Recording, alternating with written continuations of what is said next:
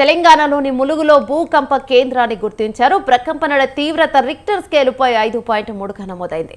ఏపీలోని విజయవాడ, విశాఖపట్నం, జగ్గయ్యపేట, నందిగామ సహా పలు ప్రాంతాల్లో భూమి కంపించింది. ఇక తెలంగాణలో కూడా హైదరాబాద్ నగరంలోని పలు ప్రాంతాలతో పాటు ఉమ్మడి ఖమ్మం, రంగారెడ్డి, వరంగల్, కరీంనగర్ జిల్లాల పరిధిలో ప్రకంపనలు వచ్చాయి. దీనిపై మరింత సమాచారం అందించడానికి మల్లారెడ్డి ఫోన్ లో ఉన్నారు.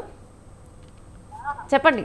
గుడ్ మార్నింగ్ ఏమన్నా ఈ రోజు ఉదయం 7 గంటలకు మెదక్ జిల్లా వ్యాప్తంగా సిద్దిపేట, సంగారెడ్డి పట్టణాల్లో భూకంపాలు జరిగాయి.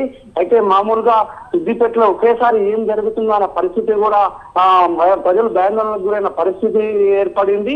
ఒక 2 సెకండ్ల పాటు భూ ప్రకంపం గుర్తించడంతో భయానంతో ప్రజలు కూడా అపార్ట్మెంట్ నుంచి బయటకు కూడా రావడం జరిగింది.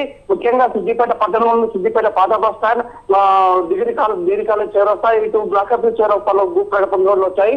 సంగారెడ్డి జిల్లాలో చూసినట్టుంటే సంగారెడ్డి పట్టణ కేంద్రంతో పాటుగా డిహెచ్ఎల్ పరిసర ప్రాంతాల్లో కూడా భూ ప్రకంపనలు వచ్చాయి.